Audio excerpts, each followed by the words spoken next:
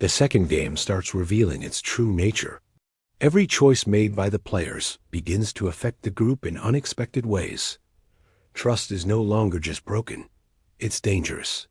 Some decisions reduce the debt, others silently increase it. But no one knows which choice does what. Fear takes over. Shibe starts acting selfishly, choosing options that protect only himself.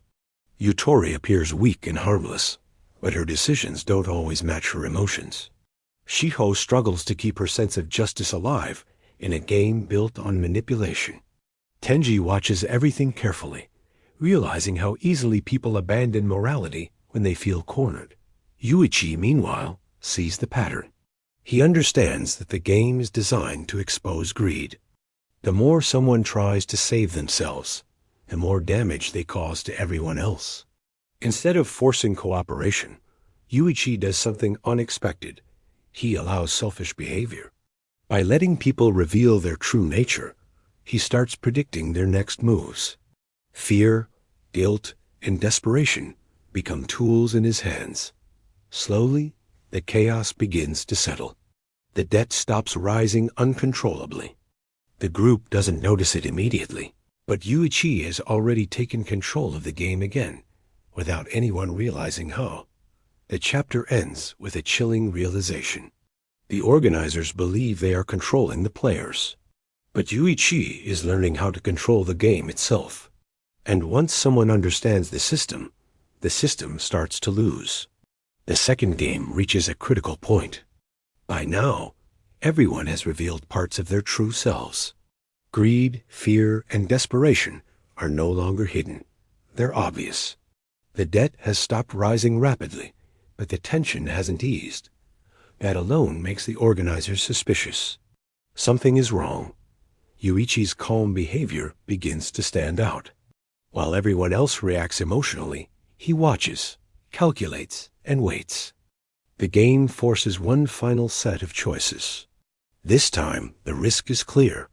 One wrong decision could erase any progress the group has made or completely destroy them. Shibe hesitates, torn between fear and guilt. Shiho struggles, but chooses what she believes is right. Yutori's actions remain unpredictable, hiding something beneath her fragile appearance. Tenji finally speaks. He warns the group that the game is pushing them toward betrayal one last time.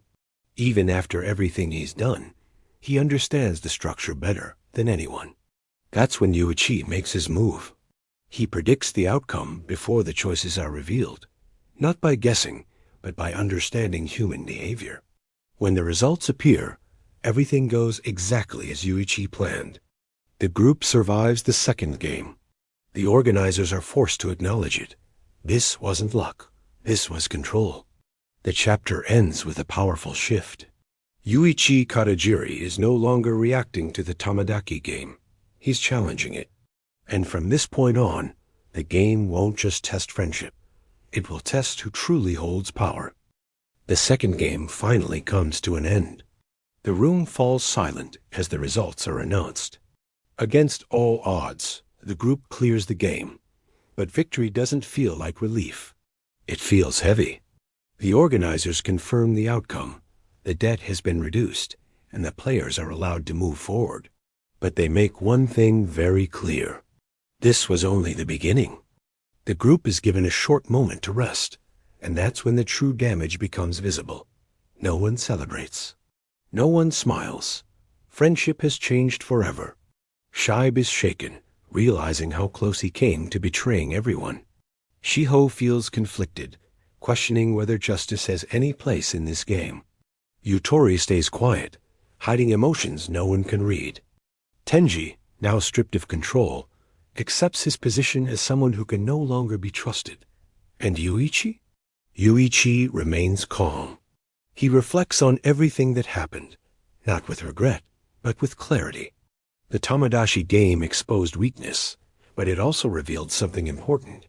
Fear can be controlled. Greed can be predicted.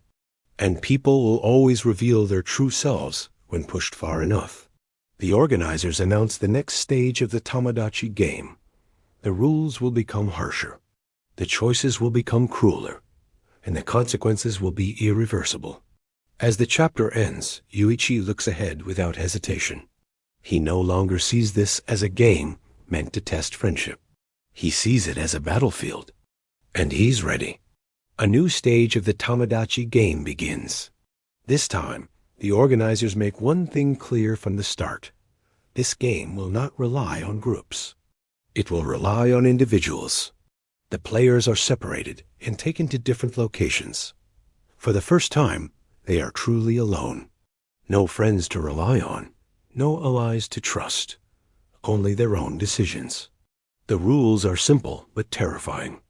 Each person must act independently, and every action they take will secretly affect someone else's debt. Help yourself too much, and someone else suffers.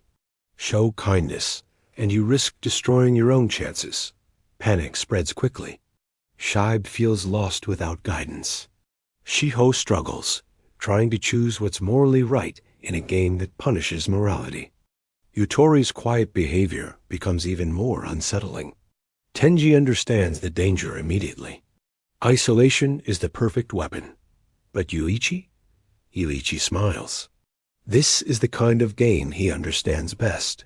While others react emotionally, Yuichi stays focused.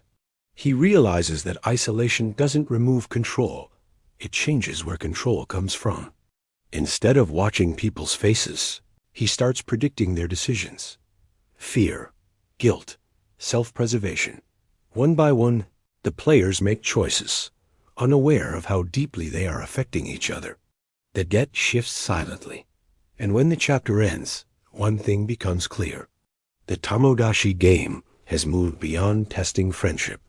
It is now testing who deserves to survive. And Yuuichi Katagiri is more prepared than anyone else.